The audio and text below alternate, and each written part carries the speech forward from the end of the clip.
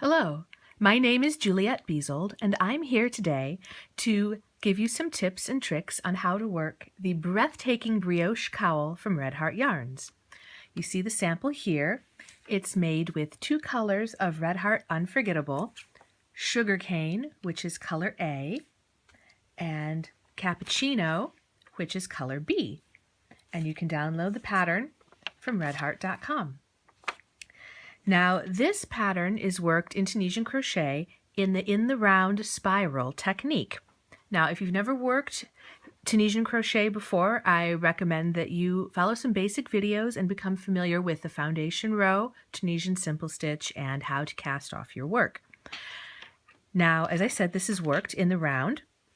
So it's continuous front and back, no seams, nothing to do when you're done except weave in your ends. Now you'll notice that these stitches seem to make little pairs, and here they're pointing up so they look like knit stitches. But as you work, you're actually working like this. This is the beginning edge, and when you work, the stitches seem to be pointing together like little carrots or little trees. And these are pairs of Tunisian simple stitch and Tunisian twisted stitch, which together make the rib stitch. So let's look at a real sample. I have begun here a little sample of just 2 repeats so that you can get the idea. I have worked rows 1 and 2. I'm using an orange marker for my round marker and a green marker for my pattern repeat. Now, to begin working Tunisian in the round, you work a foundation row like any other Tunisian foundation row, except you're using one color for your forward pass and a separate color for your return pass. And then you bring that foundation row together to begin working in the round. So this was my foundation row. You can see here was the end of it. And then I completed round 2, which is these rib stitch pairs of a simple stitch and a twisted simple stitch. And if you're not quite sure how to work those, fear not, I will show you in just one moment. But here we are about to begin round 3, working my last stitch of round 2 here. It slipped off the hook. So to begin round 3, we're going to start with a decrease, a simple stitch 2 together. So I'll slide my hook under the first and the second stitches. I'll yarn over and draw up a loop through those 2. So that's a decrease. Then I'm going to work the next 3 rib stitch pairs together as rib stitch pairs. So in each pair, the first stitch is worked as a Tunisian simple stitch. So you insert your hook from right to left, yarn over and draw up a loop. The second stitch, the twisted stitch, to twist it, you need to insert your hook in the opposite direction from left to right. Or if you're a left-handed crocheter and you're making your simple stitches from left to right, you would need to insert it from right to left in the opposite direction. And right now you're probably thinking, how do I do that? My hook is pointed in one direction. I can't work the other way. The trick is you need to use your fingernail. So you want to place the hook to the side of that stitch, and using your fingernail, pop it over the hook, then yarn over and draw up a loop. And what that does, which you can see here, is twists that stitch in the opposite direction of a simple stitch. So the 2 stitches seem to be leaning towards each other like a little carrot or tree. So we do that 3 times. We make 3 pairs. Simple stitch, twisted stitch. Put my hook to the left.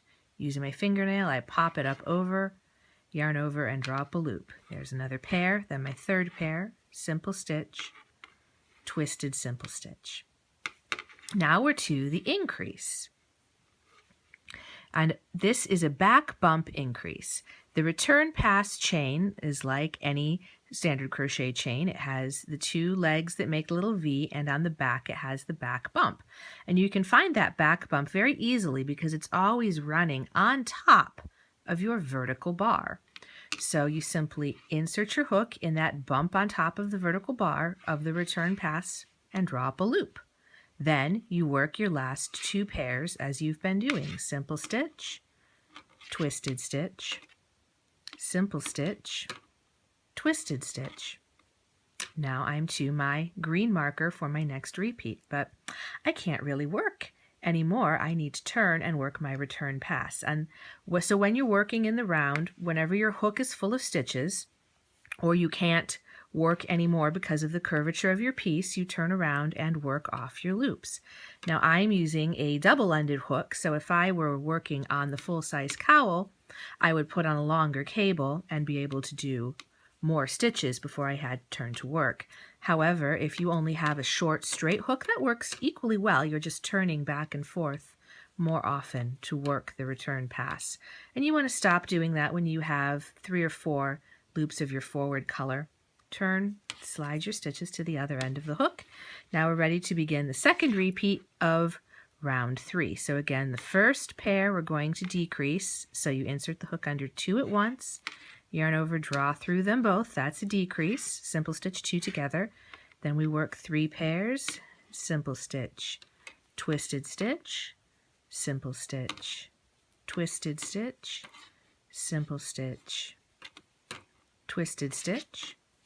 Now we're ready for that back bump increase. Again, where's the back bump? It's the return pass thread that's lying on top of our vertical bar. It's right here, lying on top of our vertical bar. So I insert my hook in there, draw up a loop. That's my increase. Then I work the last 2 pairs. Simple stitch, twisted stitch, simple stitch, twisted stitch, and I am to my round marker. Whoops, I split that thread, didn't I? There we go. Now I'm back to my round marker to begin round 4. And once again, I think I need to turn, slide my stitches to the other end of my hook, and work off some of the return pass loops. Now I have to say, I think the return pass is actually my favorite part of Tunisian crochet. I love the rhythm of it. I think it has just a beautiful, very relaxing rhythm when you're working a large piece and you've got a whole bunch of loops to work off. All right, then I'll turn, slide my stitches back to my other hook, and now I'm ready to begin row 4. So I'll move my round marker up so that I don't lose track of where my first stitch is. Now, like round 3, round 4 begins with a decrease. Simple stitch, 2 together, 1, 2, yarn over and draw up a loop. Now, because I always want to keep my pairs running up in rows, my next stitch is a twisted simple stitch. So I will work that as a twisted simple stitch. And what you can see we've done over these last 2 rows is reduced 1 pair, because here I decreased this pair in round 3, and then I just decreased these 2 stitches in round 4 to have a new pair here. And now I will work the next 2 pairs, simple stitch, twisted stitch, simple stitch, twisted stitch. Now I'm to my increase from the round before. So I'm going to work that as a simple stitch, but it doesn't have its pair, so I need to make another increase. So in my next stitch, I will work another back bump increase, and in the next row, then I will have 2 stitches to be another pair, and I'll work the last 2 pairs. Simple stitch, ribs, twisted stitch, simple stitch, twisted stitch. And once again, now I'm to my stitch marker, time to turn and work off those return pass loops. Where is my thread?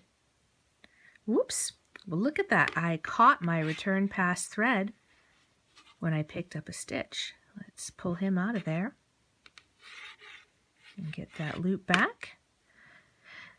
This is why I like Tunisian a little bit more than knitting. I do both knit and crochet, and to me Tunisian crochet is the best of both worlds, because if you drop a stitch, they're not going to go anywhere. They're not going to ladder down and run away from you. You can just slide them off your hook, fix what you need to fix, and slip them right back on.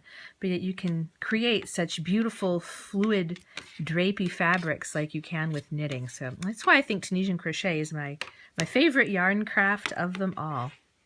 And now we're ready for our next repeat of round 4. So again, we begin with a decrease. We go under 2 loops, yarn over, and drop a loop. And then the twisted stitch to make that a pair.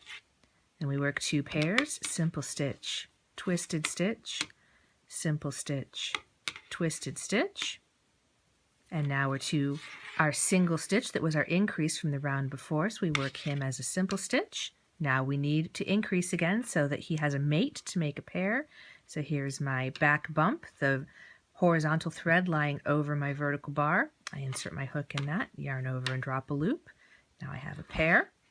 Then I work the last 2 pairs, simple stitch, twisted stitch, simple stitch, twisted stitch, and once again I am back at my round marker. Now I forgot to move my green marker up here. I want to move him up to my loop there to mark my repeat. Again, there are 12 stitches or 6 pairs in each repeat. Now I have to confess I don't move my stitch markers up with every round. I tend to move them up every other round, which would be on round 3, because that's the place where it's harder to see where you need to make your increases and decreases, because right now I have all even pairs, and so if I didn't have that marker I might forget, oh, this is where the increase goes.